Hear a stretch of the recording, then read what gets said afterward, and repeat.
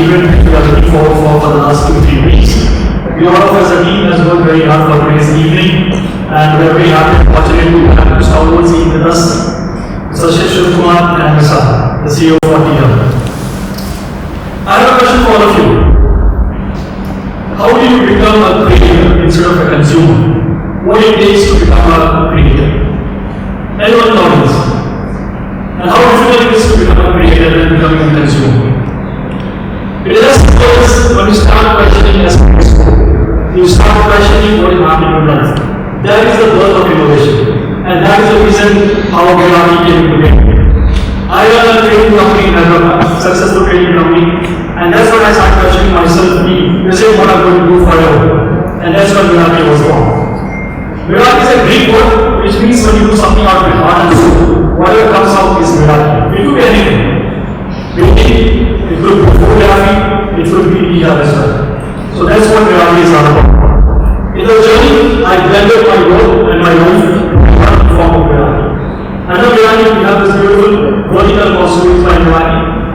That's when we try to bring a lot of stories, a lot of experiences, and that's where this event came to be.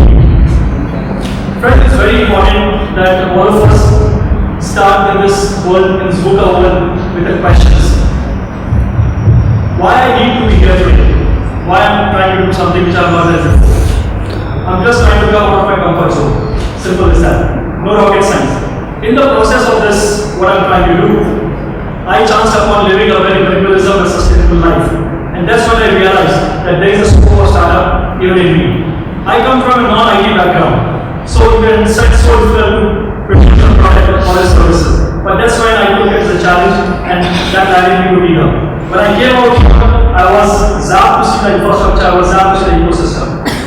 They are giving you master classes for you to come up and experience the whole bandwidth of startup. This I'm talking from a non-startup kind of atmosphere. People from business houses, professionals. Among us, we have not many professionals and business houses. So it's a chance to question yourself, whatever I'm doing today, is this something you want to continue doing it, or can you create something for the next gen? That's what innovation is all about. With that note, I would like to also acknowledge the presence of a good friend of mine, Mohit from Rajat Bhopana. Hi, Mohit. He's a third-gen bookseller. I was told in Germany, even in Hyderabad along with me. I also would like to acknowledge the presence of Mr. Bharat Reddy, who is the MD for Comics Experts, who has supported in this whole efforts. And he runs a residential and commercial space in Benchimoli. You must visit for a very high-end experience lifestyle living. Also, we have among us the person who designed the entire creative, Mr. Ravi from VUCA Media. And we also like to thank him for letting us do this wonderful event in this beautiful venue. We are going to have kind of a run-through after the event. You must look at the entire infrastructure. It is very beautifully crafted. Also among us, we have one stalwart, Mr. Siddhartha, who is a Guinness Record holder of the youngest in the world, who climbed 7 summits in 7 volcanic summits of the world.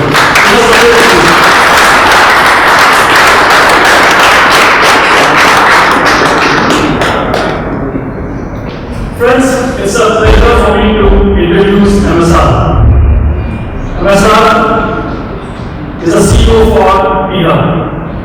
He is a man who has brought this entire ecosystem of innovation to among all of us. He is a native of Telangana and currently lives in Hyderabad. He holds an MBA from the Indian Institute of Management, Bangalore, and a bachelor's degree in electrical engineering from Boyd College of Engineering. He is a book lover, a cricket fanatic, and enjoys cricket. He and his wife, a special educator, and a proud parent of 2 daughters. May I request Namasan, please come on the dance, please.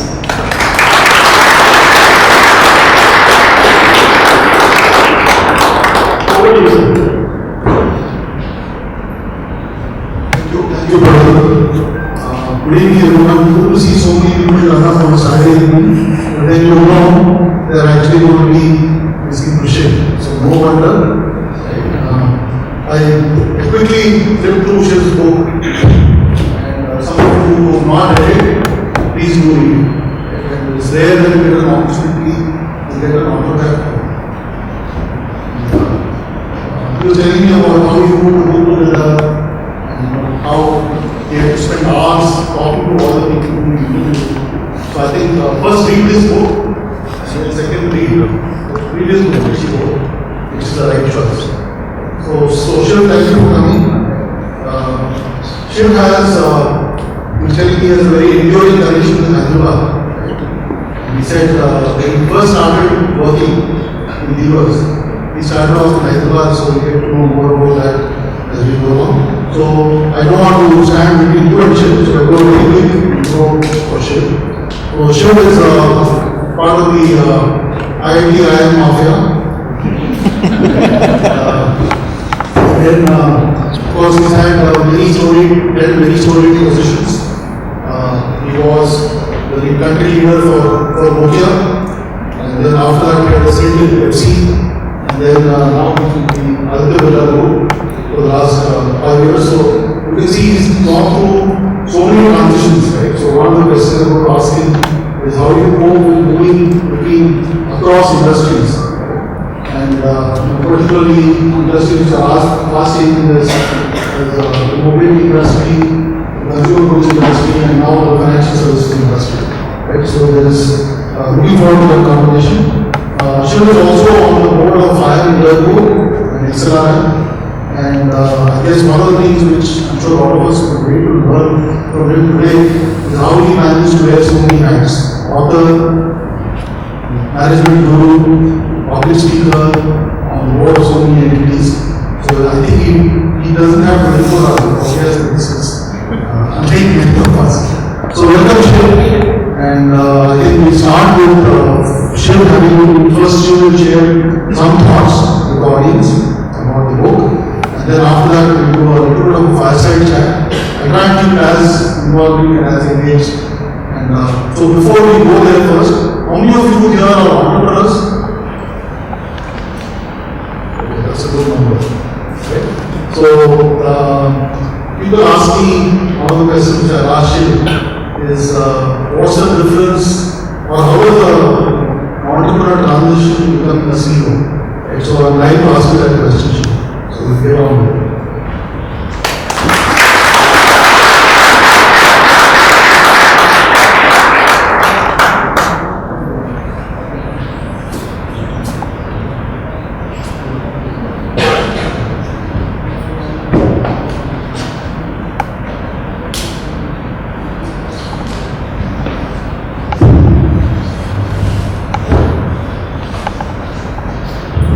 Wonderful. Am I audible to the people that? No, go ahead. Okay. Can you hear me now? Yes. Okay, fantastic. It's an absolute delight to be here. I want to thank everyone who's actually made this up. There's Praveen, there's Motive, there's MSR, all of you, and here. I was mentioning to MSR that I started my career in Hyderabad as a trainee in Abbotsford. I used to have a distributor called Calcutta. I don't think he's a distributor anymore for any company. Calcutta used to be the big daddy of all distributors. He used to be an Islamic distributor. And I remember there used to be a beautiful bookshop in Abbotsford, and I bought so many books there. I still remember a book I bought, Tested Advertising Methods by John Cables. Okay, and I really valued it. Hyderabad has changed dramatically in the last 30 years that I've seen. I've been coming here many times. In the last 2 days, I landed last evening at 5 o'clock. I'm off tomorrow morning. I've had the pleasure of going on to Hyderabad for various reasons. And what I find very difficult about Hyderabad, I think Hyderabad will be a benchmark city for India. And I'm not saying this lightly. I'm not given to unnecessary platitudes and things. Let me explain why. You have the most diverse of industries, retail outlets, categories, sectors spread across your city. I have not seen this in any other city in India. You have saris, you have hospitals, you have hair salons, you have bakeries, you have furniture, you have car outlets. What strikes me about that is the size and the experience of each of the outlets. Now in Bombay, the outlets are this small. Now here, they just have so so much room. A car showroom actually has 7 cars, you can see it. Which is the reason why a showroom should exist, right? So I believe that Hyderabad is a very big consumption market. Today, 70% of India's economy drives consumption. It's driven by consumption. Hyderabad, I think, is actually the barometer. And I was thinking about it the last 24 hours. When I go back, I'll actually check it to see what is Hyderabad's consumption, how does it work, and where does it go. That's one. I think the sheer scale and size of some of the buildings that we put up in the last 20-30 years is just amazing. The only city I think which comes close to what Hyderabad has achieved is VUCA. Nothing else. VUCA was nothing 15, I went there 16 years ago for my job at Nokia in 2005. Today is completely different. There's a terminal fee, there are highways, there used to be one hotel there, the Royal Hotel. Today there are tens of hotels. There's a metro, every single thing is there. I think we progressed a hell of a lot, and I'm really glad to see this e-hub, which is actually a fantastic concept. 580,000 square feet, you have 600 entrepreneurs finally, you have a seed fund. I think you're on the right track. So, my personal congratulations to everybody in Hyderabad. I have a lot of friends there, old distributor friends, some colleagues, etc. over here, and I'm just amazed with what Hyderabad has achieved in the last year. I'm just absolutely amazed with the success of governments. So, today we are here to talk about the art of management. I'm sure all of you have a copy. The art of management is very simple. It's got 3 sections. The first is called managing yourself, which is possibly the most important part of any. If you cannot manage yourself, there is absolutely no chance at all that you can manage anything else. Absolutely no chance. So managing yourself is the foundation. Without the foundation, you can't put a building on it. The second is, once you have the privilege of leading a team, then you manage a team. You manage a team with all its diversity, with all its complexity, with all its emotions. All teams have emotions. Positive, negative, whatever, they have emotions. Okay? And as a leader, you manage. And the last I would say is managing business. When you have the privilege and you're told to run a business, that's very good.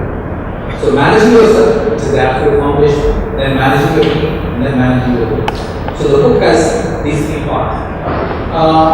My format of book writing is, I thought about it before I wrote my first book 2 years ago. If I give a point of view, it's my point. And sometimes that's a boring point. It's only one guy trying to tell you everything about everything. So I deliberately said when I started writing books that I will not do it.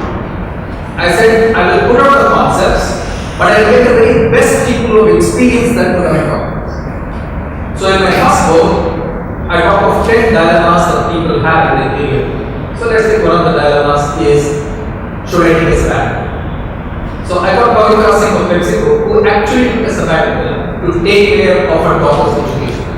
She said, my daughter needs my attention, I'm taking off for a year, I don't care what happens to my career. She came back, she is the CHR of PepsiCo. It worked out well. But then she talks about how painful the process is to say, I want to take a sabbatical. And how when you take a sabbatical, you are always wondering, will I get a job back in the company? Will they see me properly in the company? Real elements. Should I do a second MBA after doing an MBA? I got Bhavya Misra, who is currently the CHR of Lenovo, as I speak to you. She was considered a second MBA. Okay. And she went through the whole process for 6 months, doing all that and finally decided not. So each of these dilemmas, I've got people who have gone through the dilemma to express it so that all of us can learn. So based on the success of the first book, I attempted the same thing. So this time around I got Sachin to write the foreword. The reason I picked Sachin was, if there is one example of somebody who's managed himself over 24 years in cricket, it's him. There's no years. And I can tell you enormous number of stories of how Sachin thinks about cricket and the absolute deep-rooted passion and learning he has. And that's why he ended very good and absolutely fantastic. Then I've got being a skill in terms of managing yourself. I've got Jan Malik, whom we call the Cardinal General. Then I have Harsha Bhole. Then I have Aarti Kelshikar, a very different choice. Aarti is an author. She's based in Singapore. 97% of people who start a book do not finish it. Very good. 97% of authors start writing the book, do not finish it. She wrote a book on how India works, talking about India's culture. I happened to put a summary of that on LinkedIn. I didn't know what it was matter because I loved the book because I read it on Friday and I just put it as a book. And a month later I got a LinkedIn request from a saying, hey Shiv, I see that you put out the summary of my book, can I come and see you? I said, sure, I'll drop it. And that's how I got the book. And Art is one of those rare people who's very straight to the point. So whenever I had an idea on the book or whatever I tried to do, I would run it past her. I'd say, hey, I have to read about this. She would say, this is good, this is bad, how it is. Okay, so when you write a book, you need people who can tell you. Because you get carried away with your ideas. You think that your ideas are the best. But people who are reading it from the outside say, look, this sounds fantastic. Why you can't attempt it? Okay. So the various people. In managing yourself, I also have Shirin Bhan. Again, looking at the top of the craft in broadcasting. Some of the things you need to recognize about people like Shirin Bhan Kasha, their biggest asset is their voice. When they need to manage themselves, remember, day in and day out, they're on television, they take care of their voice more than anything else. You try and ask Kasha to do an outdoor event, he'll have a muffler, he'll be drinking hot water because he has to keep his throat clean. So each of these small insights and nuggets were about. I had two of my ex-bosses, Rishi Bhattacharya, who recruited me to Hindustan Lever, who is now retired, is in America. An absolute fantastic brain. So I requested him to write about strategy and how to manage the business in the future. K.K. Sridhar, he was my boss for 3 times in Hindustan Lever. He is also there. The person who recruited me to Nokia, Oliver, he's there in the book and he talks about culture and Nokia and what went right and what went wrong. And I also have Whisper Food, who tried to do online selling of steel 15 years ago. Today everybody talks of online business. Guess what tried it 15 years ago? And he talks in the book about the pains and the tribulations of trying to convince an organization to go on. Okay, so there are various wonderful people. There's Gautam Khanna, who runs the hospital. In terms of the pandemic hit, how did he get the whole team aligned to the cost of the patient as opposed to money? Okay, so there are lots of wonderful people. I have Vikas Khanna, another personal friend, Michelin star chef, who talks about how to handle it. Okay, if it's failing, he'll. And he says, I need to innovate all the time. If you ever get a chance to meet Vikas, I suggest you meet. He knows everything there is to know about color in India. He knows everything there is to know about every herb, every fruit, every dish. It's an absolute delight to talk to Vikas. He's published 3-4 books. And of these 21 people interviewed, I think 8 or 9 are authors. Okay, so they bring their own unique perspective. So that's how I wrote the book. The book was released on April 24th online and May 9th physically. So we were actually 3.5 months digitally into the book and 3 months physically already after. It's the #1 in management, which is good. And it's a good thing to, let's say, give a take on my experiences on each of these issues. That's the reason I wrote the books. Book writing is not at all remunerative. If you want to write a book, it's not for money. I want to tell you no author makes money except maybe Chetan Bhatt or somebody who will sell fiction at 100,000 copies. A management book, even if it sells 50,000 copies, which is what my last book did and this book also will do, makes no money. Absolutely zero money. So after the end of decision, do not be inspired to write a book. That's not a money making thing. You are all entrepreneurs. You have a great future, do that, don't write it. When you become very successful, please do it. Okay, ask somebody to write it. So that's all I have to say in my 10 minutes. It's absolutely wonderful to be here and great to see all of you wonderful people on a Saturday evening. And I look forward to the conversation. Ask me anything you want. Nothing is off the table. You can ask me anything you want. You'll get the most honest answer based on my experiences. Okay? Thank you. Look forward. Audience to go follow everything. So Shiv, I kind of skimmed through the book, right, and it was fascinating because as you said, getting to talk to about 20 people, having deep conversations where they share their perspectives, absolutely fascinating. So let's start with, you just mentioned this in passing now, talking about these three elements: managing yourself, managing your team, and managing your business.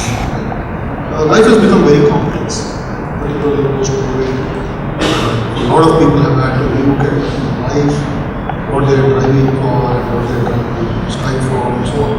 And you talk about these three models in the beginning of the book: the ATAF model, the shopping mall model, the T20 model, right? And you talk about, for example, somebody like Rahani or Mujara becoming obsolete, right? For someone who's been around for as long as you have, right?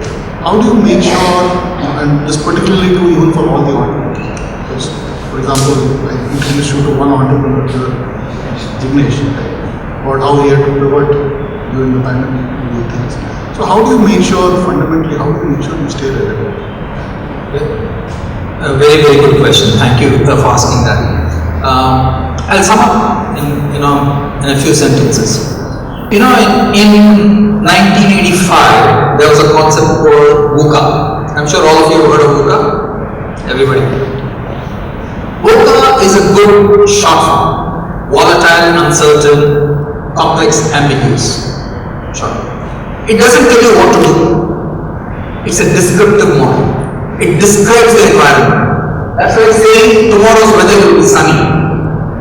Okay, it doesn't tell you what clothes to wear. It doesn't tell you that to carry an umbrella or whatever. It's a descriptive model. Now, VUCA was in vogue from 1985 when there was no World Wide Web. There was no digital. Nothing.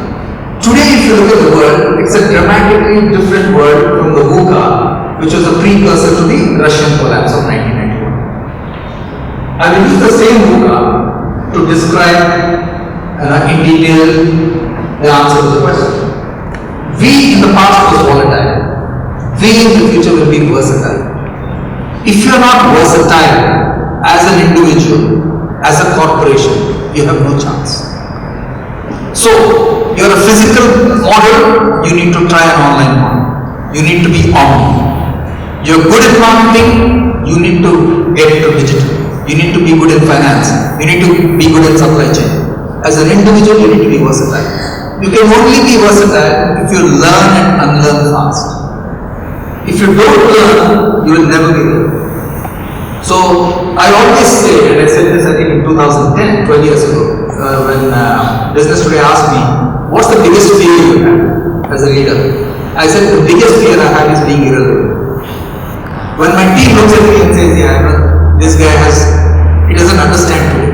If somebody says that, okay, you should go. So B is versatile. U is uncomfortable. You have to learn how to be uncomfortable. None of us have all the answers. Things might not go right the way we want. Okay, you have to live with that degree of uncomfortableness. Like this guy, Jimmy, she pivoted from something to something else, completely uncomfortable. But you have to try those kind of things. C is for collaboration. Historically, 500 years ago, the concept of an organization started with the army and the church. The army and the church are vertical hierarchies. Information goes up the chain, decision comes down the chain. Digital today is a horizontal capability. It's an end-to-end capability. So what determines success is collaboration. You have to collaborate with your ecosystem partners. You have to collaborate with other companies. You have to collaborate with peers. That's how you do it. And A is for agility. So if you are versatile, if you have the humility to be uncomfortable, if you are collaborating and you are agile, that is the way to stay relevant in the future. Brilliant. Brilliant. So, before I go on to the next question, anyone wants to do a follow-up on what? Shiv, you should patent this. On what Shiv said about versatility, uncomfortableness, collaboration, and agility. Any follow-up question? I'll send this mic around. See, you talked about collaboration.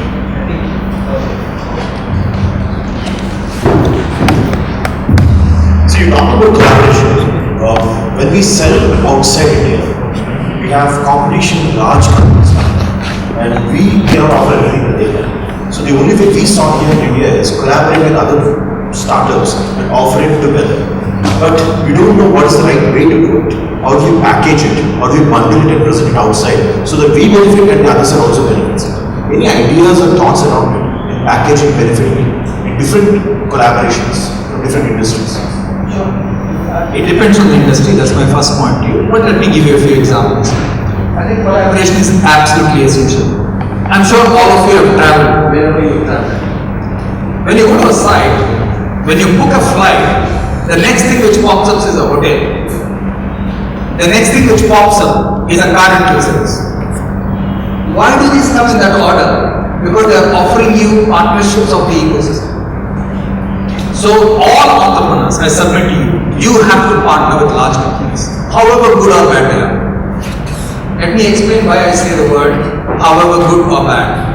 Because large companies think, I'm a large company, why should I talk to this one? Okay, they have a certain sense of ego, which is wrong.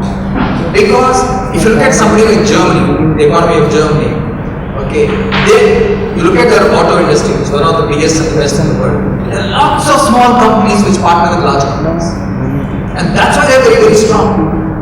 So if you are, for simple example, if you are a corrugated board supplier for packaging to FMCG industry, you should collaborate with the Procter & Gamble or the Marico or the Unilever. Tell them, hey, you know what, I want to be your partner. Over a period of time, as you establish the relationship, you gain the ego. The biggest problem is egos in partnerships. There's just far too much ego. When I used to run Nokia, when we used to go to meetings with Vodafone, Idea, Airtel, etc., each person was trying to prove to the other person that our brand is stronger. And we said, look, don't worry about all that. What can we do together? How can we take away the pain points of the consumer together? If you ask the question, then you'll build a partnership. So I'm going to ask you a follow-up question. Kind of voice of what I think Dinesh was asking. How does a no-name startup, which is doing some interesting work, potentially collaboration of the kind of is possible, but he can't get his foot in the door. So it's no-names. Sorry. Yeah. So how can a no-name startup, which has got an interesting thing, which can add tremendous value, this large 800-pound gorilla behemoth, right? How can they get past those gatekeepers and whatever, to actually get to a point where they can have a meaningful conversation about working together? That's a great question. So, whether you're an entrepreneur or you're a professional, you need a network. See, unfortunately, I will tell you exactly what I think. Okay, I will not show you. Unfortunately, Indians have a tendency to say, I will reach out to him when I need him. That is not network. Talking and engaging with people when you don't need them is a network. That is when the network will support you. There are many times I send WhatsApp messages to a lot of people, all my old colleagues and everybody. And somebody will reply saying, Shiv, do you need anything from me? I said, no, I don't need anything from you. I'm just asking you how you are. So build a network. You have a school network, you have a college network, you have a colony network. With the 6 degrees of freedom, somebody will know somebody who will open a door or a window for you. That's number one. So you're saying don't be matlab. Yeah. Second is, be part of industry associations. Industry associations open doors and windows. Like be part of T-Hub, which opens windows to you. Never forget that. Third and very important, and I know you're a startup, etc. And always have some informal mentors. People who you know have some connection in that industry who can help you. Okay, that's what it is. So for example, take the reverse. Why am I here today? I am here because of Veraki, who I didn't know from Adam 1 month ago. I am here because of our friend Mohit, who I met 2 months ago when I launched the book in Jaipur. These are my contacts who helped me come here. They built the ecosystem with MRS, T-Hub, etc. Now suddenly I'm part of a new ecosystem. I didn't have this ecosystem before. Okay, of Praveen, Mohit, MRS, etc. So you have to network. And if you network, trust me, 9 times out of 10, the network will support you. Okay. No, I think a different context, right? Something which I share with a lot of people. you don't build trust during a transaction. You build it between what you do between a transaction. Point. Yeah. Great point. Okay, Shiv. Let's move on to, you talk about skill sets to manage life. And it's also about managing entrepreneur's journeys, lonely, it's tough. Right? And you talk about things about managing ambition, insecurities, emotions. Let's spend some time talking about the biggest challenge of all of us. All of us have different. Not everybody is Shiv who seems to have 36, right? To do all the things he's doing. So how do you manage time? How do you decide what is vital? How do you decide what is desirable? How do you decide what is essential? Yeah, good question again. This is a question I think I've been asked the most in my career, managing time. The first thing is, think of time in terms of what I call active time and dead time. Okay? Two concepts, active time and dead time. Active time is active time, which is you're in an office at 9 o'clock, you leave at 5 o'clock, 6 o'clock. That's what I call active working time. Let's look at what's dead time. You're sitting in the back of a car, your driver's driving. You have time to do what you want. Many people don't do it. You're sitting in an airport waiting for a flight. 1 hour before you are landed there. Okay, 1 hour, you're waiting for the plane to come to this thing. People don't do anything, they're watching other people. Then you sit on a flight, you have 2 hours of the flight. Again, you end up doing nothing. Think about taking a flight. You wasted 3 hours doing nothing. Because you classified in your own mind as saying, I can't do anything. So what do I do? If I'm sitting in the back of a car, I make all my calls, whoever I need to talk to, I finish all of that. Hi, how are you, how are things, etc. I get updated. Okay, consistent. When I sit on a flight, I open my laptop, clear all my mail, lock, stock and barrel. When I travel international, I travel with 2 airlines, Emirates and Singapore, because both have Wi-Fi on the plane. So the biggest pleasure when I used to go to the head office in PepsiCo, you land in New York, all your email is there. What a pleasure, go 14 hours of flight. Okay, just walk into the hotel and then go for the next meeting. So use your dead time very, very well. Start small. Start by saying, today in the car I will try and make 5 phone calls. That's all. Start like that. The next thing is a very important one, MSR, is everybody has distractions. Time is 24 hours. Ask yourself what are the distractions you have. Take away as many distractions as possible. The more you take away distractions, the more focused you will be. The biggest distraction, believe it or not, ladies and gentlemen, is multitasking. Now, you're looking at your mail, typing something, you're looking at your WhatsApp, you're doing something else, you're doing nothing. And the other person can sense that you're doing nothing. They won't tell you because they're busy. So focus is very, very important. If you do not have the focus, you get distracted all the time. And if you have distractions, you never manage it. So Shiv, I think you talked very eloquently in the book about the DEF. You talked about discipline and focus. So you talked about focus now, you talked about discipline in some ways. So how do you keep energy, particularly for all the entrepreneurs here who seem to be almost like they carry the Atlas plus Sisyphus combined weight of the world on their shoulders. It's only team, customers. They have to deal with team, they have to deal with customers, deal with painful investors, all of them. Sometimes with painful government, should say that. Okay, with deal with the government and bureaucracy and all that stuff, right? So how do you make sure you keep your energy? Good question again. You know, if you want to be energetic at work, it starts with 2 big habits. One is your physical activity. Do you exercise regularly? If you're not mentally alert, if you're not physically fit, you can never be mentally alert. So whatever you do, try and walk half an hour a day, etc. Today I went to the market to meet all the customers, the retail outlets for the textile business. Went back to the hotel at about 2:30. I went for a run in the gym because I knew I had to come here. Okay. So indulge in some physical activity, number 1. Number 2, try and finish your dinners early and have light dinners. Because when you wake up next morning, you are hungry and you have energy. Final point, when you are in a meeting, that's when energy is needed the most. Whether it's the customer, whether it's the government, ecosystem, your own team, etc. In every meeting, there are items which are 15,000 feet which are discussed, there are items which are 5 feet. Ask yourself, in which items can you add the most value and focus on that.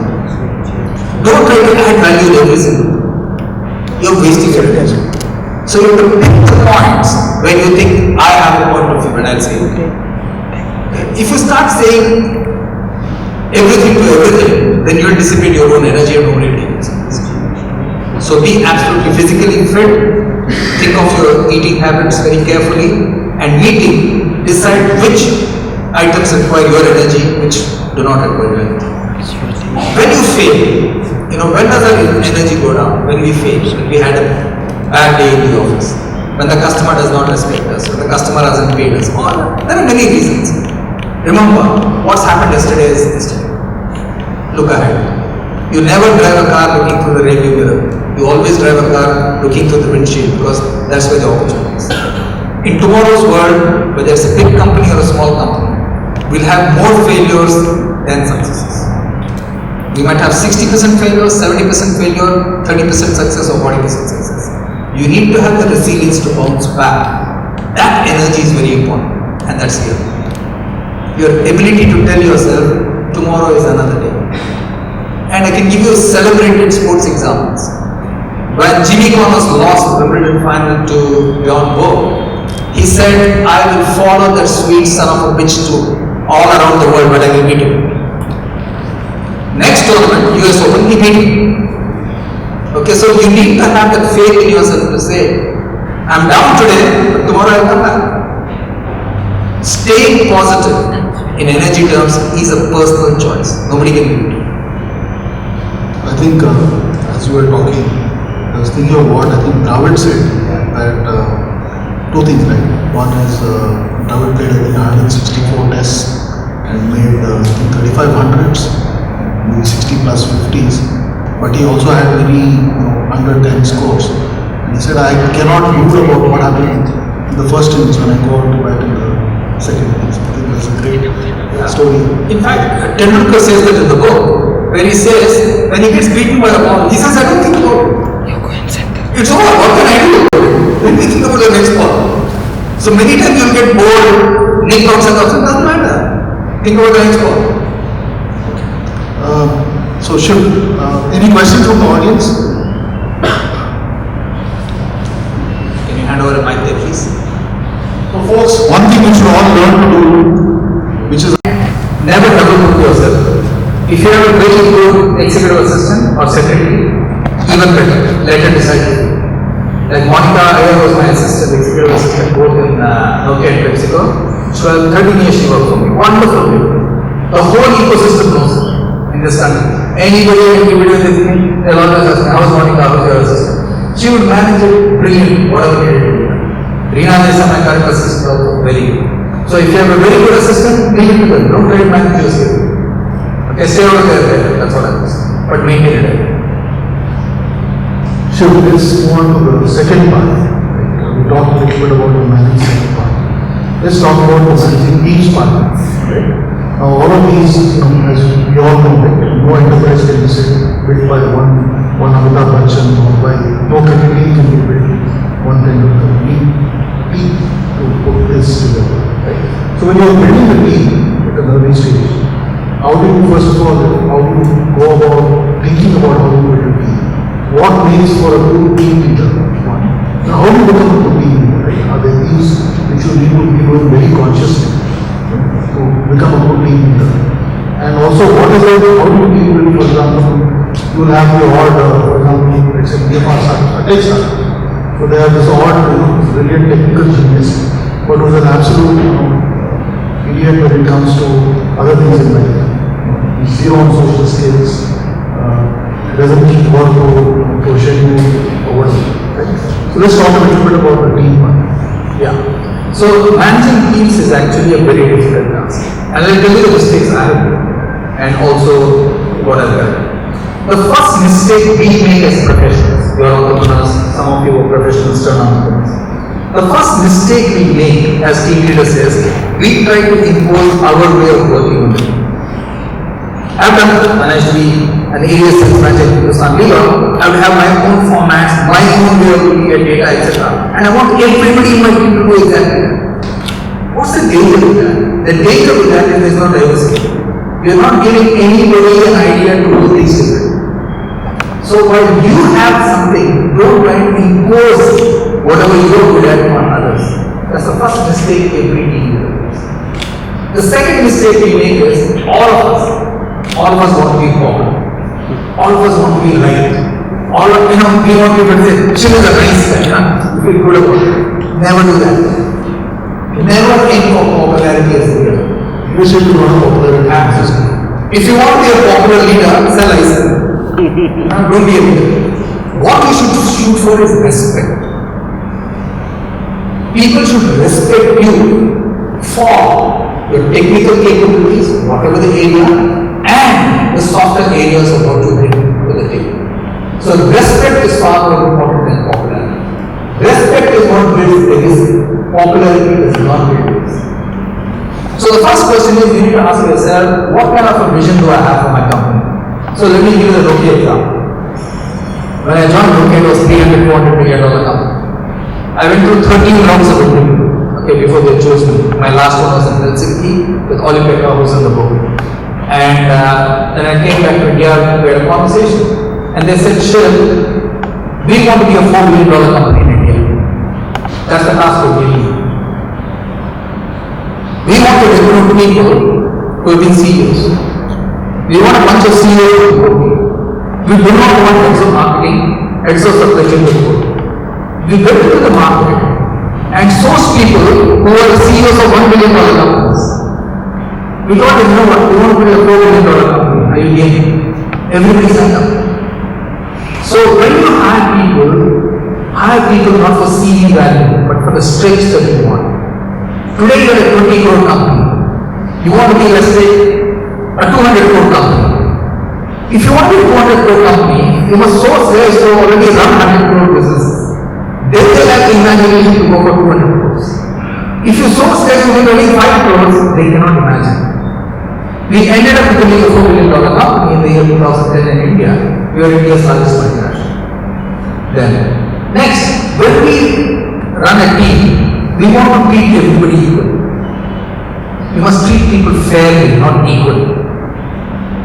Treat people fairly, not equally. Let me give you an example of one of the teams I did, strategy team in Aditya Birla. There are different people. One of the girls was Shruti. In the last 9 months, she's done 21 projects, the highest in the team. Crack, anyway, really good projects, very committed, great relationship with clients, etc. We promoted her in 9 months. 8 years never done. I said, I will stick my neck out. She's a star. You don't recognize somebody who is hitting the ball like that, you will never recognize anybody else. So people who work hard must get their team. Equally, people who don't work hard, you have to tell them, you are not pulling your weight. I'm not saying exactly, but you must have a conversation. I'm pretty open in all my team meetings, and I tell people, X, you're not pulling your weight. You have enough experience, but you're not pulling it. Not good enough. So you have to be very fair to people, you have to reward at the right time, maybe ahead of time. Don't try to ever to be popular. And a very good leader will never encourage politics. Never. I was once in a team in Hindustan Lever where a boss was trying to divide us. The boss was doing one against us. I was the head of marketing, he was doing me against the supply chain guy, against the buyer, against the finance guy, etc. All of us recognized this in 6 months.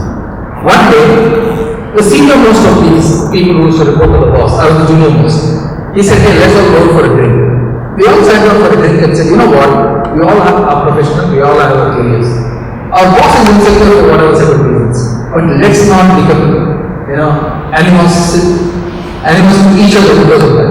We worked as a brilliant team after that. We would go to the boss, we thought about it, is the answer. We sunk our personal differences for the interest of the team. Even today when we meet each other, we have the highest regard for it. So there are many ways of working in it. My final point to you as entrepreneurs. You are an entrepreneur. The people who work for you, till you get to a headcount of 100, are also entrepreneurs. How many of you have a headcount of less than 100 in your organization today? A lot of you. How many of you have a headcount of more than 100 in your organization? Okay, good. If you have an organization which is less than 100 people, you run what is called a EE company. Entrepreneur-led, entrepreneur leading other entrepreneurs. Everybody is an entrepreneur, and you must treat it like that. You are a founder entrepreneur, but they are also entrepreneurs. Everybody will multitask, everybody will multi-skill, everybody will put their shoulder to it. Once you go beyond 100, you have to transition to what I call a EP company, entrepreneur professional. That professionalism is about processes, about structure, about reporting every single. So make a distinction very, very clear. If you're less than 100, everybody is an entrepreneur, tap into that energy, and that's how we need to run it. If any, never tolerate prima. Every company that I have seen, every team that I have seen, when you tolerate prima donnas, your team loses, your company loses. You always want people on your side who are working in the best interest of your organization. As long as they're doing that, it's fine. If they're putting themselves ahead of the organization, you don't need to take them out. Be merciless. That's the only way you build a band of underdogs, which is what you are. A startup is an experiment. A startup is an experiment in a business model. You need everybody to be an underdog, have that underdog feeling that you're going to knock the big boys. You cannot have an underdog feeling if somebody then feels even the underdog. Shiv, how do you build a shared vision? How do you, speaking on what you just said, how does a startup founder align people to a shared vision? Yeah. See, it's not easy to build a shared vision, first of all. For example, let me ask you, is it easy to build a shared vision in your family? The answer is no. The answer is no. You cannot agree on what food to order from Swiggy and Zomato for dinner. Four different things. You cannot agree on which movie to go to. You cannot agree on which brand to buy. So, you are aligned in that. You don't have a shared vision at a family level. Why are you asking for a company? I'm making it as a joke. But the point is, it's repeated communication.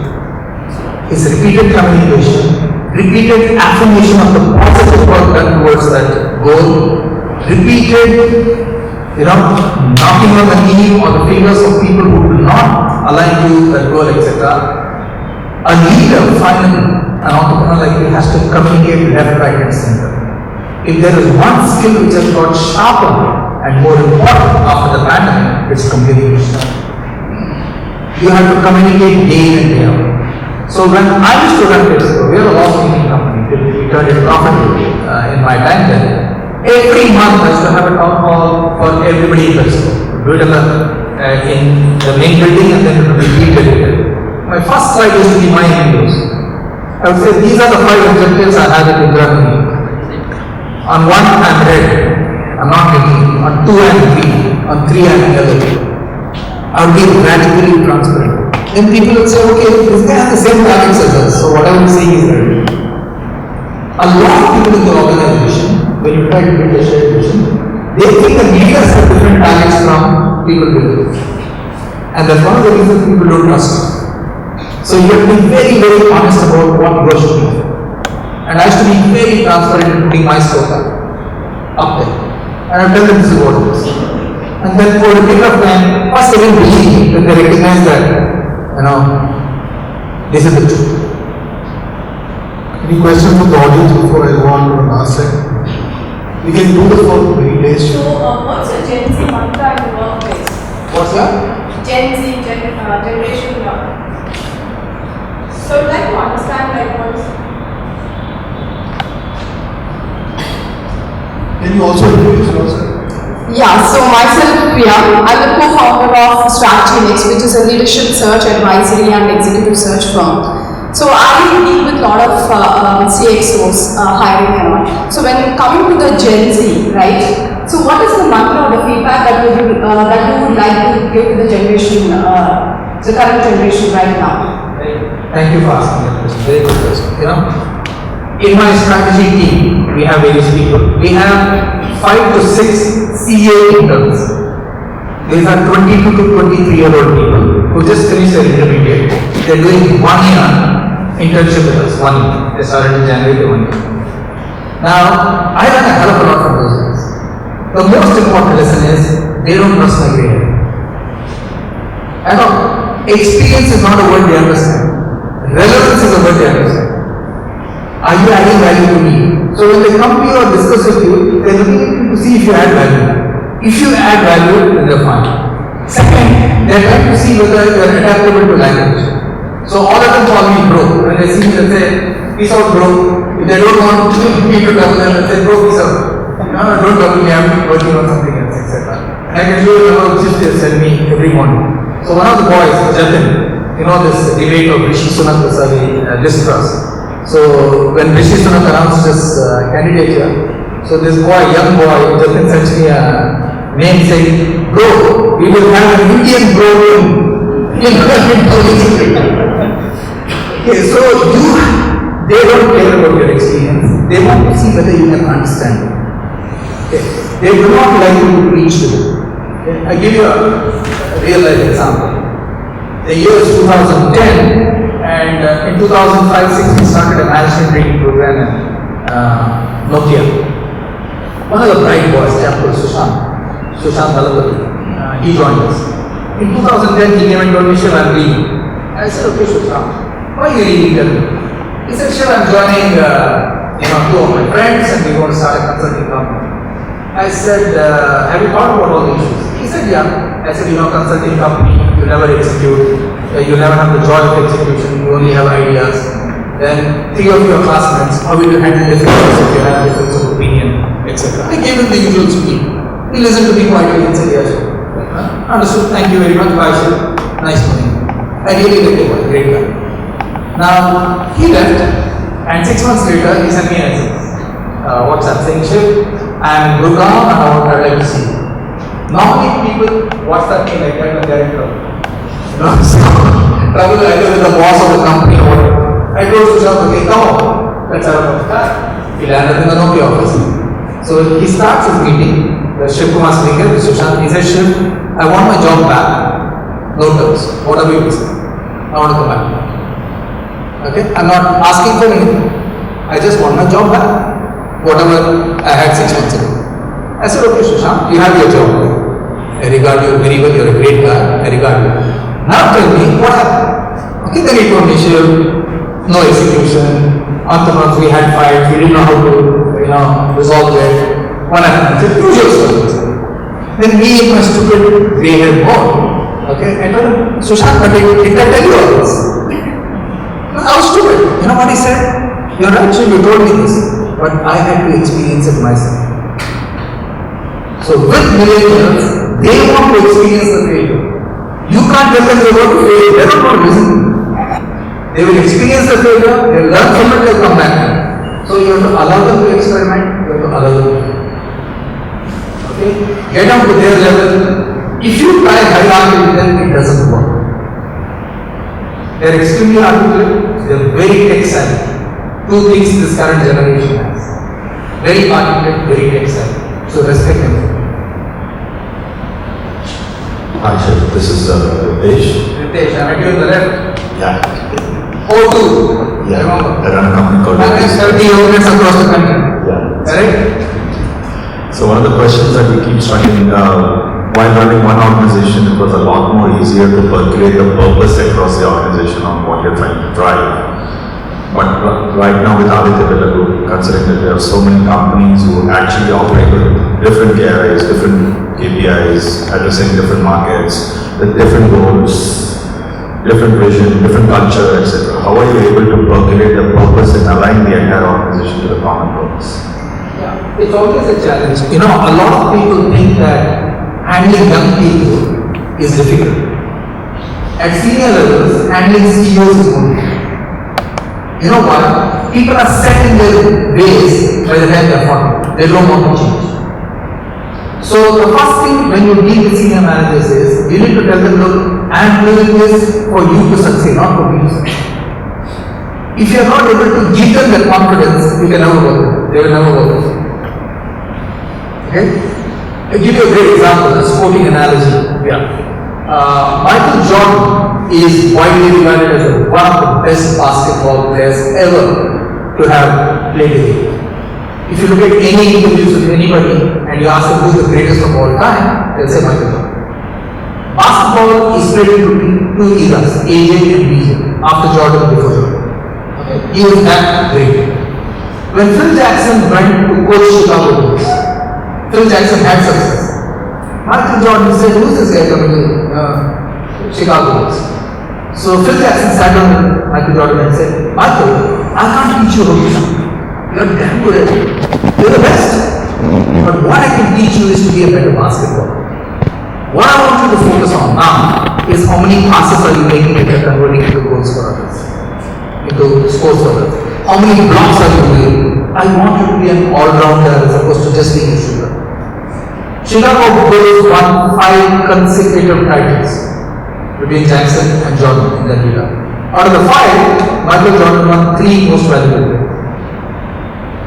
So when you are a coach, which is my role, you have to coach them to be better than where they are.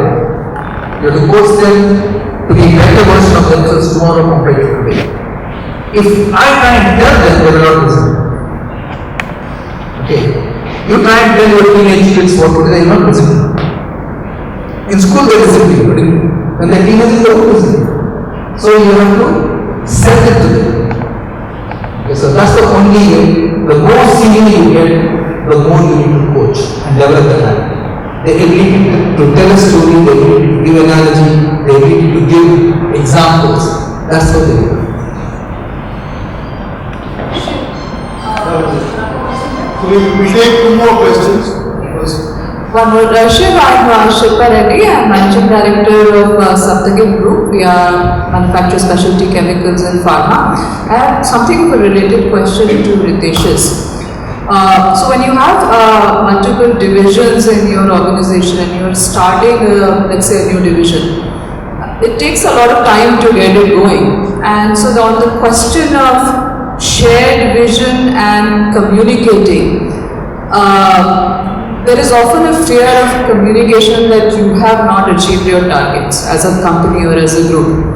And I try to kind of soften this a bit, saying targets were aggressive, maybe you're not 100% there, but we are on the right track. The problem is if you communicate very aggressively bad news, the fear is people are going to say, what about my EMIs? So how do you balance the communication process where you're doing a reality check, but it's reassuring in the sense that, I'm going to be around, this company is going to be around for a long while. And speaking from the perspective of a mid-sized company, not an Aditya Birla that is going to be there. So can you share a bit of your thoughts there? Very good. Thank you for asking that. The thing I'll say, and I'm going to speak about this in an Aditya Birla podcast day after tomorrow, is what you need to recognize is we all get fixated with numbers and rewards for those numbers. Every reward has 2 components. One is the size of the target, one is the size of the prize. What do I get for hitting the target? And the third is where do I live? Okay, all 3 are there. The moment you put a measure in anybody's head, these are the 3 questions. I have found that setting targets is actually a very difficult exercise. It's not an easy exercise. My best view of target setting is as long as it's plus minus 10% average. In my companies, I try and say plus minus 5, I would say, green. More than that yellow, more than plus minus 10 red, that's what I say. Then we are not setting the red targets. Why do I say that?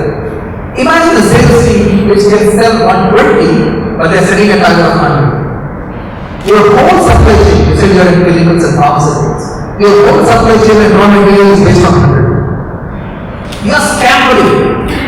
Okay, Vanita Narayan, ex-IIM Managing Director, said this to me once. She said, see, in India, nobody follows the process. Everybody wants to be a hero in the head. If the guy can sell 120, let him say 120 now. Now, what's the worry in his head? The worry in his head is, I will say 120 to my boss, I'll do 115 and she'll slap me. That's the way it works. So you need to create a safety net. And the only way you can create a safety net is if you consistently as a boss reward effort over time. The mistake we make is we mistake achieving target for talent. We mistake a degree for talent. We mistake years of industry experience as talent. And we mistake somebody having worked in a big company as talent. All around. Talent is dynamic. Effort is very good. So, there are times in my career, let's take Nokia. There were 2-3 years in Nokia, I must have worked 24/7, 36/7, whatever it was. Very big numbers. But my boss said, I can see the effort you guys do. I'll reward you. Almost sounds like something from VUCA. Yeah. In Nokia, one of the finance companies I work with, and you might want to think about this. If the evaluation was 100 marks at the end of the year, all the managers were evaluated, 50 on the targets we had, 50 on the values we demonstrated. Nokia had 4 values.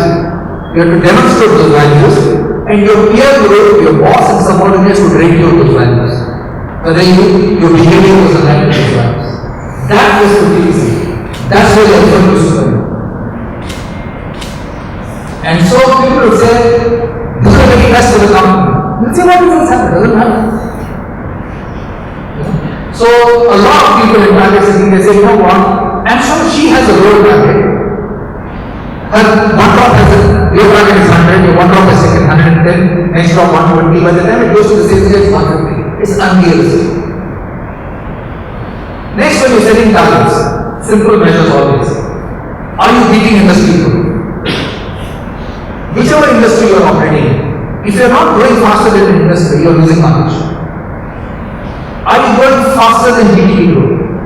Are you growing faster than inflation? Why is growing faster than inflation important? You have to pay salaries, which will grow inflation. So, target setting is a holistic exercise where you need to think of many different layers rather than just the question of we sold 100 last year, we sold 110 this year. Doesn't work. Okay, so give it a lot more thought. And one thing I would try, you said you're an entrepreneur. Try a few stunts. One of the stunts I would try in your shoes would be get your team and say, okay, you set the targets for the next 3 months. Go ahead. Be my guest. Tell them. You're doing that, you know what to do. You take away all the grips. All target grips are, this is what the boss has said. I'm saying, you set it for yourself. You set the target. Flip it around. The thing about target setting that I am always in my way, you must take away the excuses, as many excuses as people think. When you systematically take away the excuses, then there is no place for time. They will only achieve. Okay, one last question. I can Shiv, one last question. So I am just following on your comment. I'm Vivek Hardo. I run a technology boutique investment bank. I'm Vivek Hardo. I run a technology boutique investment bank. And you said that people are fixated by the age of 40 with their views. Now, as a professional or as a leader, how does one identify himself to be having that fixation or way of working or way of thought process and be able to guard oneself against it? Yeah. Very good question again. There's enough research which has been done on this, and please go back and read.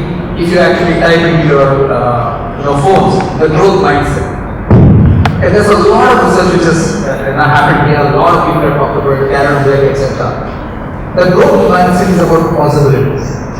A fixed mindset is this is what I know, this is what I cannot do. Try and embrace the growth mindset.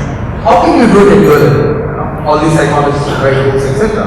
How can you do it at your level? The first thing I would submit to you is talk to 2 people from outside your industry every month. You are in technology, talk to people who are in trading, talk to people who are in commodities. Ask them, hey, tell me what's happening. Talk to people who are in banking. Next, try and meet as many of your customers as often as possible. Whether it's monthly, whatever it is. I'm coming to Hyderabad after a year. I went to all the India outlets to see what it is, etc. Third, if you have customers, Go and talk to them and ask them, what problems can we solve for? Don't go to the product and price. The mistake everybody makes is, this is my product, I have 20 rupees, after the you pay 15, no sir, it will not happen, 14, not sir, 16, or please sir, etc., 30 days, etc. Ask them, what problems do you have in your organization? Sometimes you'll be amazed, they want help with the IT system, they want help with their machine, they want help with something else. If your customer has a problem, put a cross-functional team from your company to solve it. This is how you will develop a growth mindset in yourself as well as with others. Next and final thing, please make it a habit regularly to read about the future. For example, read about artificial intelligence, read about metaverse. Today we are doing a lot of work with Microsoft on metaverse. I am learning a hell of a lot. I have gone to the Microsoft office in Bangalore at least 6 times in the last 1 year. Okay, at least 6 times. And it's just fascinating to see where the technology is going to take us. It's going to disrupt education, it's going to disrupt retail, it's going to disrupt health. Every single area is going to disrupt, like man, not ordinary. It's already happening. I'm seeing live cases of Naran, Hridabaya, etc., which the Microsoft guys are showing me. Okay, so you have to read about the future and see where it is. So this is the way I would say you should tick the box in terms of are you relevant or are you a prisoner of the past. One last question from Venkat.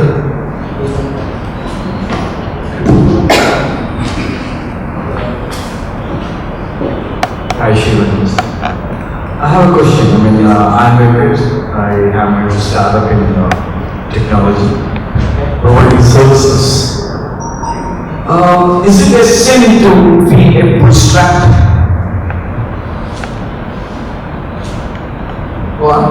Is it a sin to be a bootstrap rather than going after the investors and giving publicity that yes, we have been funded by X or Y or Z? Because few customers do ask, who are being funded by? We say no, we are bootstrap and we are doing good, we are green. So somehow we start a world. People are a little bit skeptical about working along with the bootstrap company. How do we manage some things? Yeah, I would say, see when you say I'm a bootstrap company as opposed to funded by investors as opposed to PE, see whatever route you take or a stack or whatever it is, there are so many options today. I think that is an individual choice, it's a founder's choice, your mental choice. And you make a choice for whatever set of reasons you made it. Those set of reasons are not known either to your customers or the external Indian entrepreneurs. If you look at entrepreneurs like the Ambanis, the Mittals, etc., they've seen a huge potential in India and they've really gone for scale. And they've gone for scale in a big way. On the other hand, if you take long-standing, long-serving conglomerates of South India, they haven't seen that opportunity. They haven't taken debt for growth. A number of other people have taken debt to fund growth. That's an individual choice you made. Some people say, I can't live with it. I've been debt free all my life. I can't live with it. So stop. I don't want debt on my balance, on my Facebook or whatever. It's a personal choice. So whatever personal choices we make, we have to live with the consequences. Both good and bad. The same is true for a company. There are many times in companies we are told, our teams will say, boss, I can make you 1,000 tons more at this price. You say, but it does not make me a normal margin, why would I want to do it? I give it up. So boss, competition is very good up to them. If they want to serve a customer at 10% margin, I don't. So this choice or this dilemma exists in every organization, in every person who runs it. But once you make your choice, then you must stick with it. When you don't stick with it is when people say, the boss is, vacillating, he's not consistent. That's what's very, very important. So, for example, one of my bosses would say, we need to go after the premium and we need to premiumize it. And then he will say, let's grab some volume at the bottom end to do. And I would say, but these are two different strategies. Do you said you want to be premium, let's tell them. If you say you want to give great experience in retail, that's what you should focus on. Tomorrow you cannot say I will discount. Then there's no value to the experience that you were chasing as a strategy. So these are deeply personal choices, okay, especially in funding.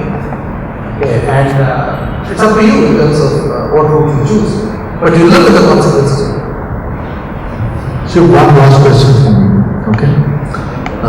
You worked in 2 global MNCs and then now an Indian company, right? And obviously you manage both, right?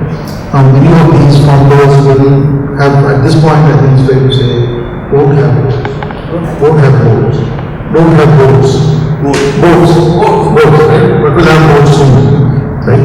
And as someone who has managed boards, global, local, etc.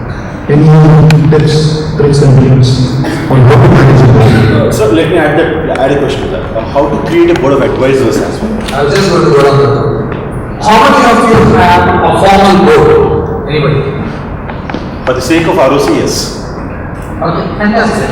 Very good. Okay. The 3 people who put up their hands. How well do you use your board? Not at all. Then your board is ineffective. I'll give you 2 examples. Okay, and then I'll answer your question on board of entrepreneurship. I was on the board of Godrej for 8 years. 8 years. Share price went up. In my tenure that I was there, 80 to 1,300 or whatever. We did a 3-by-3 strategy. Godrej uses very well. Every 6 months, Adi and Nita would say, Shiv, you come, we're doing a 2-day strategy session. We want you to speak to the people. We want you to interact with the senior managers. We want you to give us their feedback, whatever you think about them. They use this brilliant full master. It's not that they great or small, but they use that like very well. I cannot tell you the number of sessions I've done for Godrej in those 8 years. It's normal. Next, I learned a hell of a lot. Bharat Doshi, who was on the Reserve Bank board, I think he's just stepped down. He used to be the chairman of the auditor. I learned a very good question. So when we as independent directors would sit and the auditor would present to us, he would ask the auditor, he would say, is there anything the management is telling you to hold back from the board? They would say nothing. Okay. Is there anything which is happening in the company which you think the board should know and does not know right now? Again they would say nothing. Then they would say, that's what the board can do. We can only ask the questions at the right time. So use your boards. Second example is a great board. I am the board.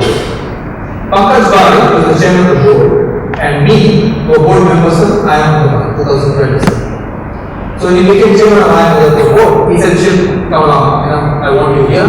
Young Institute, I said, sure, Pankaj Bhai, because we are friends. He said, I'll do it. And I did it. The first task we had was to build a board, to select people. So Pankaj Bhai and myself sat down as the remuneration with the HR committee to actually do it. We went through a very detailed process. We wanted 4 women on the board. We must have looked at least 50 profiles of women between me and Pankaj. We interviewed at least 10 people before we finally chose them. Then he said, look, we also need stature, we also need people, who have parents, etc. Asha Bhushi, a personal friend. So I called Asha every once a day. I said, Asha, can you do it? He said, Shiv, I've never done any education. I said, I promise you, you'll learn. Please come. I give you my word. He said, okay, sign on. We got Geeta, HCD packets. We got Vidya, Rashik Sal's wife, Lance wife. So we assembled a damn board. Now, each board on IIM Udaipur has subcommittees, placement committee, external relations committee, finance committee, etc. Each board member, there are 2 board members per committee. We make the board members one. There is no free pass. When we set a strategy for 2030, Pankaj Bhai told me, Shiv, we have the strategy ready in your company, you need this. So McKinsey and me did a whole project for IIM Udaipur 2030. We put that, the board approved. Janak Shah, the director, then said, okay, Shiv, now please come and sell it to the factory.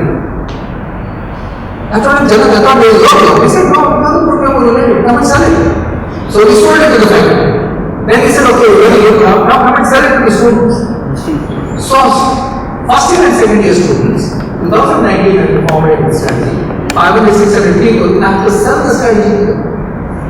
So I would seriously urge you, if you have a board, use them very, very well. If you're not using them, it's your loss, it's not their loss. Next, if you don't have a board, okay, you don't need the requirements of a board as an entrepreneur. Create your own kitchen cabinet. Create your own informal board. Take 3 people. Have an informal board. There's nothing wrong. There are so many people who say they should and tap you once in 3 months or once in 6 months. They're not sure. Give me a call anytime. But they have their own sense of advisors. Nobody stops you. They're not asking you for money. There are so many experienced people who want to help you. Who want to say, I want to see this person succeed. There's nothing wrong. Please do it. So form your own informal kitchen cabinet. Would be my advice to you at the end of the session. Get 3 people who are there. People who can tell you the truth, people who can help you. Intellectually as well as business.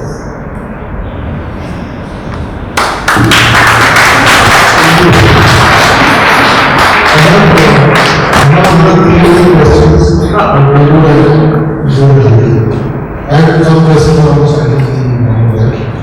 And then also how to make this transition from founder to CEO. It's been many founder to study. And we talk a little bit about managing the board and all.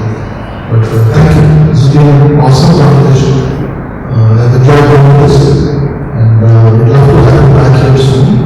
Right? We'll do for the times. Right? So love for you to get involved. And I think one thing you can share, right, is when you meet the board, one more thing is because of you it's very important. Never lie asking. Yeah. Never lie to believe. So I want to first of all thank Praveen and Mohit. You can stand up because they reached out to me and they reached out to me.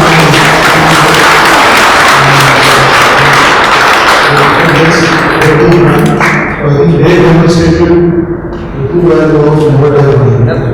Right? So what's the worst thing that can happen? You can say this can't I can't come. That's it. He can't kill you for sure. So thanks everyone. Thank you for coming. And for those of you who want to see I have to do a little bit of a sales pitch for this beautiful facility. For those of you who are not here, Dinesh, can I request you to honors and take people around because I have a workshop on another event. And thank you, Shiv. Really appreciate your being here. So just a quick vote of thanks would like to give. I would like to request my friend Vic to come up to the street. By the time we walk up to the dais, may I have a video, please?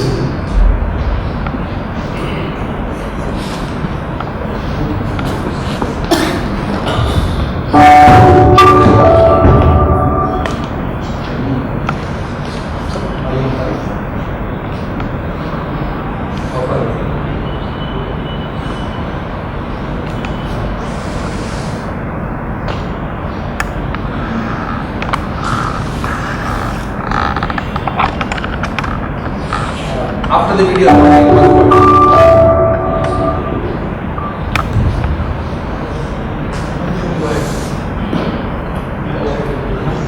Before Mohit speaks,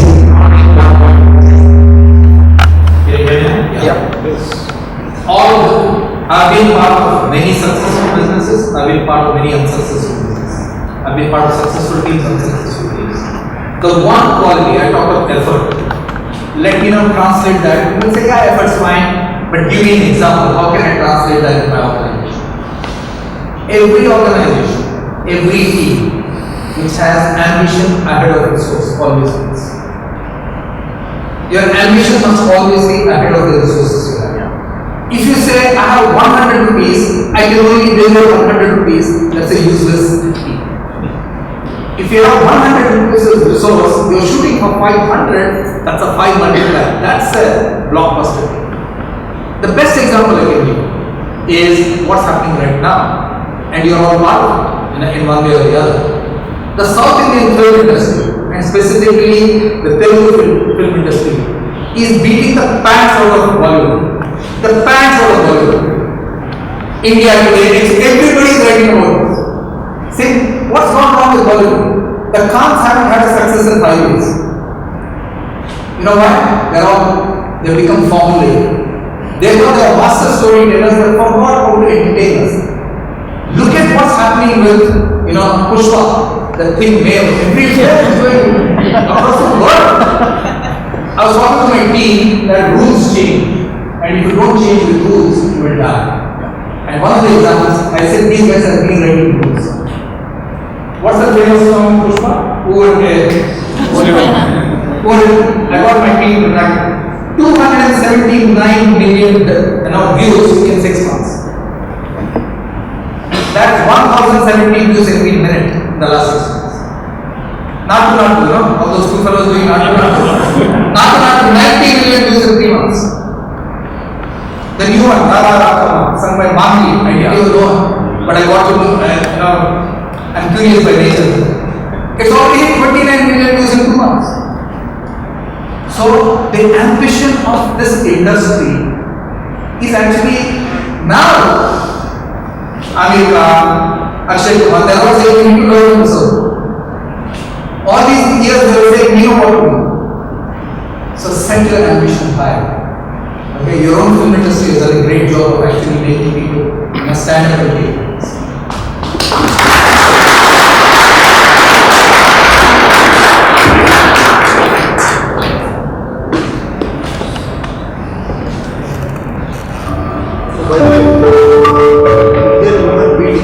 Oh, I see. Fantastic.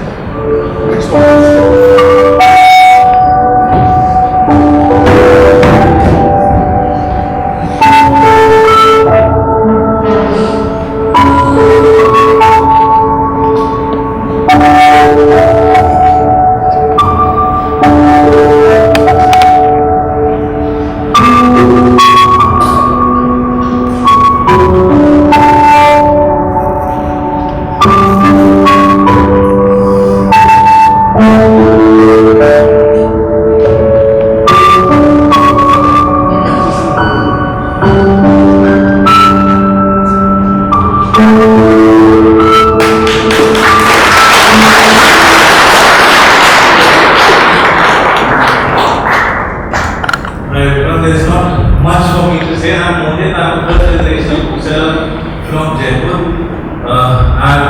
Shiv sir said beautifully that one should have ambition before resources. Sitting in a bookshop which is not even 1/10 of this hall, I had an ambition and love of making books popular again in this digital era.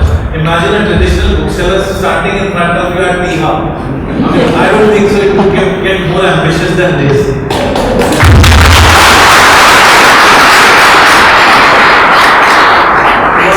I simply checked my resources. I had books all around me. I pulled out a book, and rather than after reading it, just making my notes, I thought, is there a possibility I could write to this author and reach out, call them to the bookstore and have a chat about it? Thankfully, I wrote an email. Somebody was traveling with a Wi-Fi internet connection on Airways, and he checked the emails, and he had the humility of not only replying but also actually enacting something like this so beautiful. So Shiv sir, thank you so much.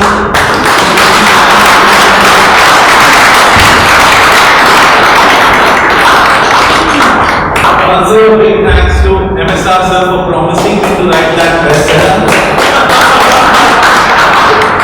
Being a traditional bookseller, I know when I see a bestseller. For Praveen, for being my brother, a friend, we connected through a book, and the bond is so beautiful. Any author, anybody in the world, it's not only Jaipur that I offer, Hyderabad is the second city I comfortably offer because I have Praveen there. And also a big thanks to all of you for a promise that no matter what happens, no matter how many emails you all get, you'll also read books. Thank you so much.